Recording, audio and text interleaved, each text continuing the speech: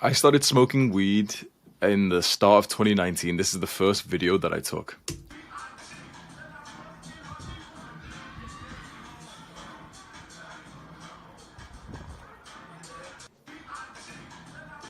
Start of 2019, my best friend's friend comes over and he teaches me how to smoke weed properly, where you're supposed to cough like the first few times. And immediately, I felt a physical symptom of anxiety leaving my body. I realized I was always, through my entire life up until that point, I had been carrying like this wave of anxious thoughts and paranoia. And with every hit that I took of the joint, it started to seep away. Imagine that. Imagine like literally for the first part of your entire life, experiencing what it's like to be like normal and healthy and not having this deep-rooted trauma or anxiety stored inside of your body and mind. It's a very nice experience. And so the nice thing turns into a frequent thing, and I start smoking more and more, and it's not like I had accountability or anything really important to do. And so my days, especially my evenings, it turned into me just being sat on the couch, just eating food like this. It's Rick and Morty playing in the background.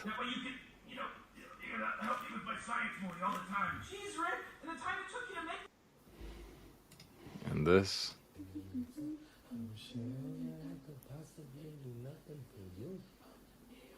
You can literally see I'm faded, I'm slow, I'm lethargic, I'm just sat on the couch. And this wasn't just for this video, this was literally just what my day-to-day routine was like.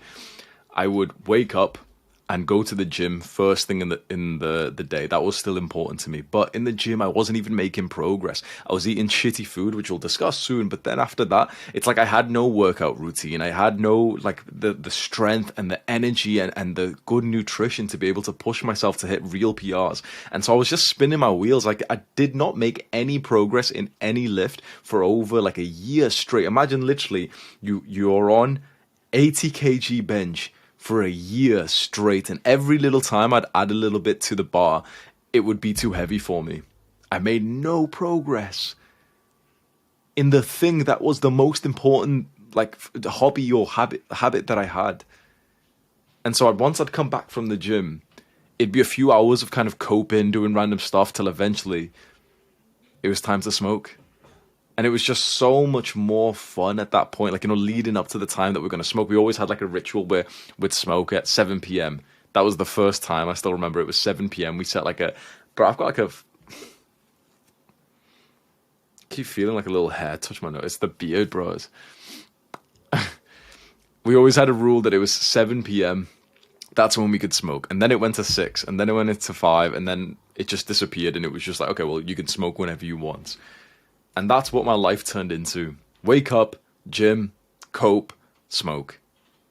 Smoking was then followed by binge eating. I'm not talking about just eating some snacks.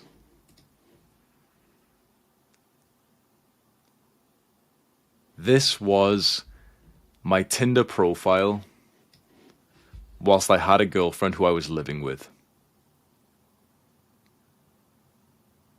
You see what? The common advice that's been shared these days, that you should have a girl and you can cheat on her anyway, and you know, the red pill, men and women are different and stuff, and I've experienced that kind of lifestyle. What I haven't shown you from these two previous videos, the reason why I've stopped it exactly here is because my girlfriend sat next to me, there and there. She sat next to me, and this is what I've got on my phone, and I'm still actively like meeting more girls from Tinder and fucking them. I was living that degenerate life. And I really do think weed was a part of this, because smoking weed, when it makes you into this lazy, creative person, it makes you more of a degenerate with worse values. You can just imagine if all things, sorry, not if all things are equal, but you can just imagine if you took two people and one of them was a weed smoker, you could automatically assume he's got worse character traits than the other guy. You could just assume that. I don't think that's totally unfair to say. And so this was my Tinder profile. It used to get me quite a lot of matches, and I'd be meeting these girls all around Manchester, usually smoking weed with them, and then I would go back home to my girlfriend. And she knew. What these red pill guys that you see online, like, they are actually right. When a girl truly loves you and she really respects you and she thinks you're like hot shit, you can be the guy that is like literally cheating on her and she'll still stay. But it's I experienced it and I would not go back, because I think it's like a morally wrong thing. Now, having experienced it, like, multiple kinds of lives, I do actually think commitments is a good thing. We'll discuss that later, but I just wanted to bring this up just because it kind of relates to this topic of just being a degenerate, low-value little sloth. And the food.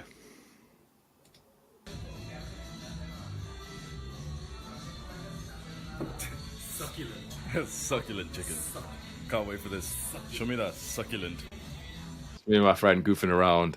I don't think we were actually high right there, but like we were smoking almost every day, and we're just eating some like this Mexican food.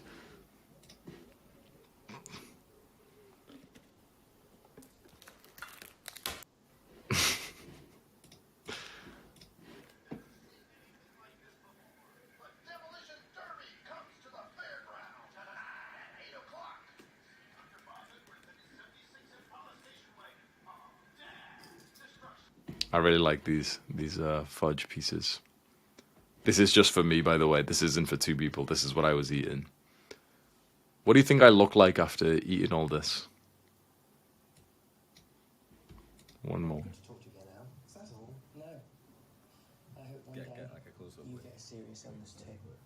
You can see the lighter there as well. Oh, fuck off, Alistair, you dick. You're a dick. You're a dick. You were great. Yeah, but Fat piece of shit.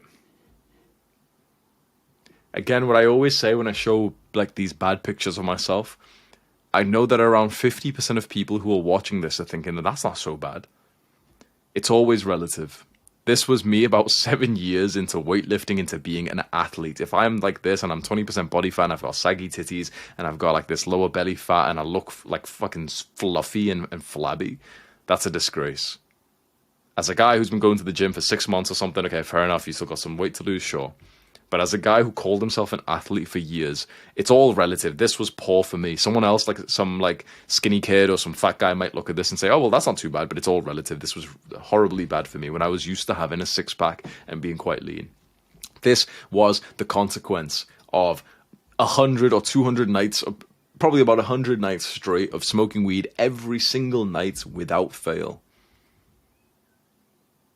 Not only was my training poor, but my diet suffered tremendously. And I want you to really just put yourself in that position right there of how much pain that would have caused you. Someone, we're all here, we go to the gym as these young guys on self-improvement and of how important it is for you to build up your body.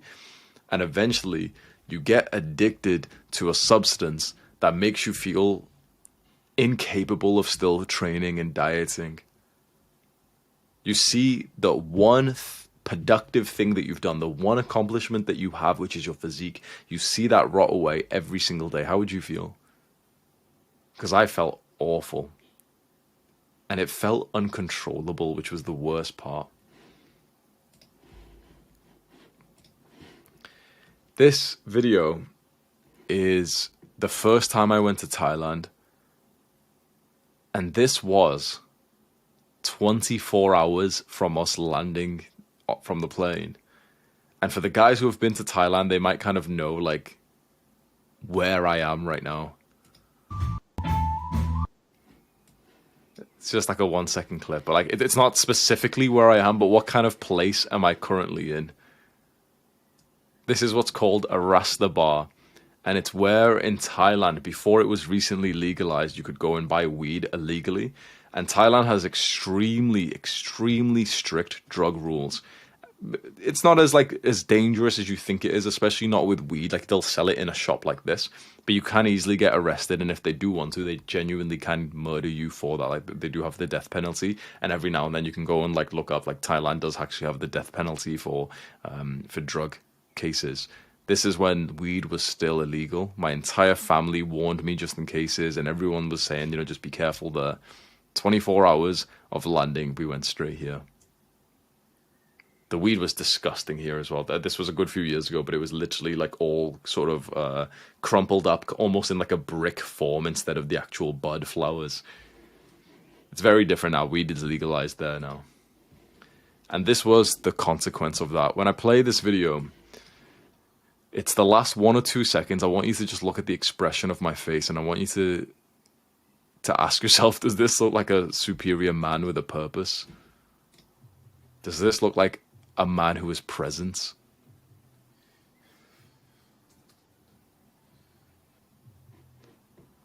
I literally know I'm being recorded, and I look like I'm fucking AFK. Look at that. My skin, the shape of my head looks fucking weird as well, but that's separate. But like, I had all these spots in my head, like so many of these spots, which I just thought was just kind of like normal genetics or something. It obviously wasn't. You're inhaling this toxin, which is estrogenic, by the way. Weed is literally estrogenic. Like it decreases your testosterone. It leads to gynecomastia. It was making my skin bad, my head, my scalp would hurt because I had all these little bumps, little red dots and everything. This was just in COVID when pretty much every guy ended up trimming his hair off. This facial expression that you see right here describes my life perfectly. And the pictures that I've shown you were over 1.5 years. For over 1.5 years, I smoked weed every single day. And I was broke, and I had it in my budget. I wanted to quit 10, 20, 30, 40 times. I really, really wanted to, and I kept on messing up. I kept on, setting this intention to quit, but it felt almost like a full-time job. Like I was like just pulled so much towards it. I'd smoke. I wouldn't even enjoy the high anymore. And then when I wanted to quit, I'd be so pulled towards it. Now, you know what? Something I've not even mentioned. This was the worst mental health of my entire life. There's something that goes way deeper than, like eating some junk food. But, some people say like they get paranoid when they smoke weed. That was me. I had about 6 months of smoking where it was just kind of nice. It was chill, or maybe a bit less than that. And there was this one day where I smoked. I went out to like this park with my girlfriend, and we ended up smoking it. And it's interesting. I won't play you the clip, but we ended up recording like this kind of cute like little video of us like pretending to be YouTubers there for like 10 minutes. And oh, hey guys, welcome back to our like 0 subscriber special. And we're just kind of like sitting there and everything, laughing, smoking, and talking like as if we're YouTubers. And at the end of the video, you see my girlfriend, this is my ex-girlfriend. You see her kind of get up, and straight away I'm kind of like, I just get instantly scared. And I'm like, wait, sit down, you might fall. We're like a solid meter away. You might trip and fall over into the water or something. But like, this was the first part of my paranoia, which might seem insignificant. But then we start walking back to the apartments. And that's when the weirdest dark thoughts start popping into my mind. When I start having a battle in my own mind, and I can't stop thinking weird negative stuff. My life's just awful, and I hate my life. There's literally no point in living. I may as well just kill myself. Wait, what? And I'm literally having this argument in my mind because I've just found it so fucking weird that my brain generated the thought that I may as well just kill myself because of how little I was enjoying life, because I had no purpose. I had no good character traits that I was developing, that I was proud of. I was living like this shell of a life that was purely just that was pulled by pleasure and desire. Not purpose, not mission, not leadership, not development, self-improvement and learning. But just pleasure, Tinder, junk food, sugar, weed, sex, movies and video games. This is all I was spending my time with. There was the gym as well, but like I said, it wasn't really working for me at the time. And I'm saddened to even think back about this, but that moment which I just told you about, where I had that bad high, where I was quite paranoid, that happened about, 4, 5, 6 months into me smoking weed. And I told you that I smoked weed for about 1.5 years, right? After that day, I never had a good high again. Think about what I've just told you. I told you before that I smoked weed pretty much every single day for 1.5 years. And I'm telling you, this is the truth. From that first moment where I had that first paranoid high, those exact same negative thoughts came to me in every single time that I smoked for the next year straight. Imagine 365 days of that mental turmoil going on inside of your mind, those dark thoughts where you're questioning ending it all every day. And it was so odd because when I would smoke, I'd realize the negative thoughts were coming back in. And this led to this weird feedback, like this loop from hell, where I had negative thoughts about the negative thought, and I had these intrusive thoughts, and it was like this weird, complex psychological problem. And I dealt with that every single day. Since that point, I'll tell you like more of the story in chronological order, but yeah. When I look back to that, I genuinely can't believe that I kept on smoking, but it was a pure addiction. I know some people say you can't be addicted to weed. I personally do think you can, because I didn't enjoy life anymore apart from when I was smoking. But when I'd smoke, it made me paranoid and gave me these dark thoughts where, like I was just doing nothing with my life. Soon this turned into thoughts of entrepreneurship. Here I am in the homeless shelter, which I've mentioned in a bunch of videos. So I worked at nighttime. This is where the homeless guys would knock. They'd literally just like peer their head through there, and it's the outside of the house would be, let's say, you see my cursor, it'd be like way up there, right? That's where they'd group up at like 4 a.m. and they'd disappear for like 1 hour or 2 hours, and then they'd walk back, still in the dark, with 3 bikes, with like some MacBook monitor thing here, with this other like PC or laptops or bags of like random stuff. Like every night they'd go out and rob people in Manchester. And this is where I'd see them poke their heads. I go, yo mate, can you open it? I want to get some breakfast. And they'd literally have to walk past me to go there and everything. So it's quite a scary place. I was working at nighttime, right? I'd often work 16-hour shifts from 4 p.m. to 8 a.m. I want you to think about that right now. Really visualize that. Have you ever done that before? From 4 p.m. to 8 a.m. was my shift. And here I am, probably at 1 or 2 or 3 a.m. trying to learn how to code. For all the coders out there, they can probably recognize this site. That word right there says Free Code Camp. Okay, so check radio buttons and checkboxes by default.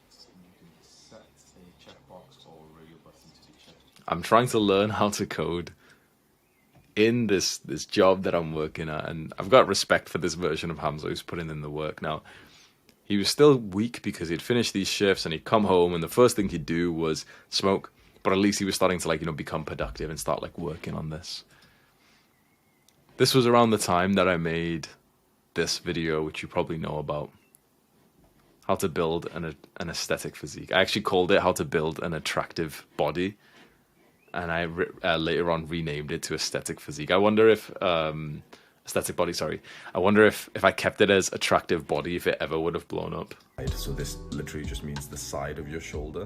You train this by doing lateral raises with slide. So this literally just means the side.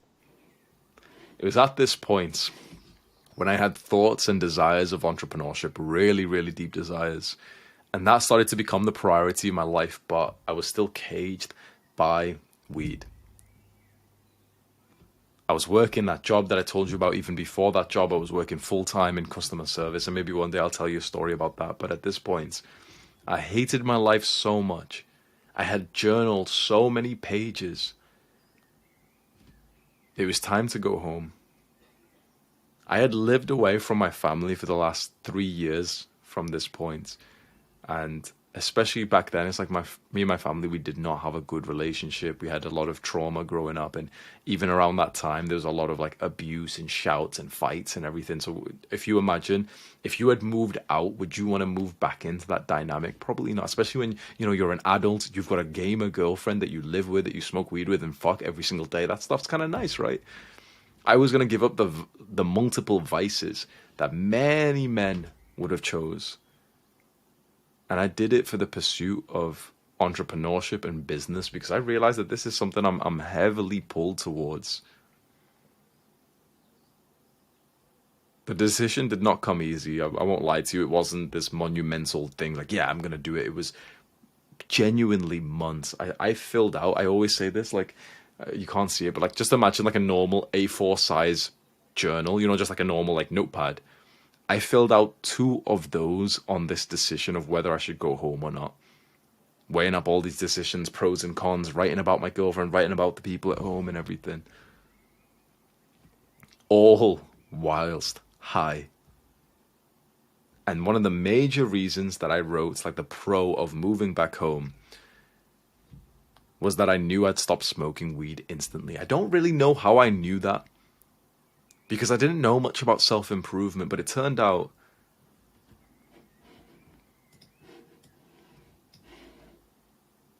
I was absolutely right.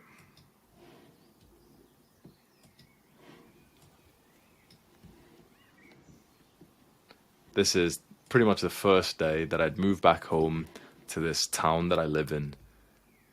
And it was a magical transformation. Almost immediately, my mental health improved. Because compare, like, I've not showed you the environment that I lived in Manchester. But when you have like trees around you, there's a couple, there's a guy running, it's just so much more friendly.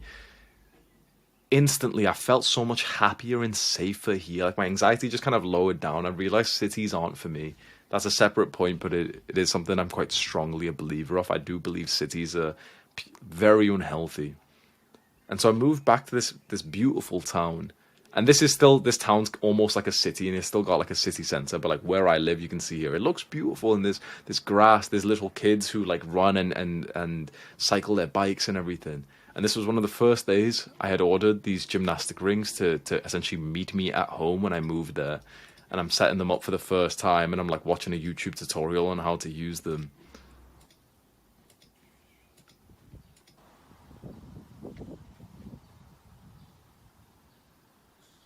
I started restoring peace to my life.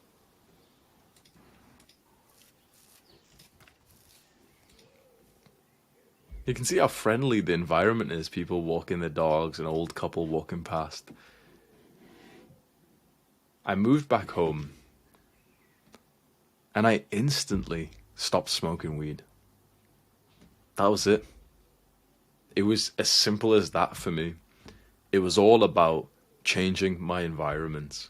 My environment in Manchester, in the apartment that I lived in with a girlfriend that I no longer related to because me and her had met in our sort of degenerate drug days, and I wanted to now become an entrepreneur and be productive and learn about finance and investing, whereas she just wanted to watch movies. And so imagine you're living with someone who you're so different to, and you've still got to kind of spend time with them. And so the time to spend with her became to just smoke weed. And so it meant that being in that environment, it almost felt like I was required to smoke weed almost every day. And the day that I moved back home to this environment where I lived next to my parents, my brother and my sister, this was a few years ago, I quit smoking immediately. And you know what was interesting? I had smoked for 1.5 years almost every day. I had no withdrawals or desires at all. Previously, when I had stayed in the same environment and I wanted to quit smoking, whether permanently or, for those tolerance breaks, major withdrawals, night sweats, like, the intense dreams coming back up, sweating so much that it was super uncomfortable. None of that when I moved back home. In fact, I was like, there was such a smile, a blissful feeling on my face because now I could finally focus full-time on entrepreneurship. I no longer even needed to work any jobs because the idea was I'll move back home. I've got no expenses here. Hopefully my parents can be fine with, me moving back home for free for a little bit. I actually went on government welfare, so I started getting like $200 a month, which I was pretty much just giving to my family so that they could pay for like the food and everything that I was using. And with that, I was able to just develop my business full-time. And it felt, what? Working on my business, working on something that felt productive, that felt like purposeful, that felt rewarding and challenging, that I had to learn for and I had to grow for. That has been more fun than any high that I've had so far. So this is my message to you, younger Hamza, who's watching this, a young guy who's watching this, who's been struggling to quit smoking weed. The one piece of advice that I can give you, the most important, is changing your environments. This doesn't just mean, for example, throwing away the weed and the lighter and saying, yeah, I'm just never going to smoke anymore, because that didn't work for me. I tried that. I threw away the good bong as well. And then I ended up just buying all that stuff back. What worked for me, which I think might work for you, is changing up your environment significantly. For me, I was living in the degen environment away from family, and I moved back to family. If you're someone who smokes at home with your family, you might want to consider moving somewhere else, maybe getting some cheap place where you're just kind of alone for a month or 2 months to just kind of reset things, because it's extremely hard to change just one variable. If you've got this like intense addiction at home that you're really trying to get rid of, and that's the only thing that you're trying to change, it's so hard because there's so many reminders. It's all your habits, these cravings are all there. This is a little bit of a side note, but it is relatable to you. I want you to think about how painful it would be to be a husband and your wife passes away. I want you to really realistically imagine, like, genuinely really falling in love with this beautiful, amazing, friendly woman that you actually like look up to. And you have this amazing relationship for 5 years, 10 years, and she ends up dying. Just to give you an example, right? And there you are in your home, and it's deeply lonely. Everything reminds you of her, right? A smart thing to do in that situation, which is what a lot of like widows do, they sell the house and they go. Because there's just too many memories. It's like it becomes that like this intense full-time job of just getting reminded of what used to be here. And I think that's an dramatic example, but I think quitting weed is the exact same thing. I think if you stay in the environment that you're in, it's almost impossible to change things. One last thing I'll add to that is having something more important and more fun. For me, it was entrepreneurship, it was business, it was self-improvement. That changed my life forever. Below my monitor that I'm recording on, I have a stack of self-improvement books. I started multiple businesses around this time. I was learning to code, I was drop shipping, I was reselling on eBay, I was growing the YouTube channel like you saw with the aesthetic body video. And as soon as I started to really make a little bit of progress in YouTube and it started to, feel rewarding, I only had like 50 or 100 subscribers. That gave me more pleasure in my life, which meant that I didn't really need the pleasure from smoking weed and eating junk food. It gave me purpose and something to be clear-minded for. You see, purpose is a beautiful thing for young men, for all ages of men. Because it gives you something to be clean for. It gives you something to be sober for. You can always tell the level of purpose in a man by how sober he is from vices. You can always see this in yourself. How purposeful you are completely correlates to how sober you are. Because you just don't need anything. You don't want anything to take away your focus from the thing that you love. I don't need to party. I don't need to smoke. I don't need to drink. Those things are genuinely less fun than my day-to-day life. I hope that this can give you a little bit of hope and support in cases you're able to relate to my story at all. I wish you the best of luck. Mwah.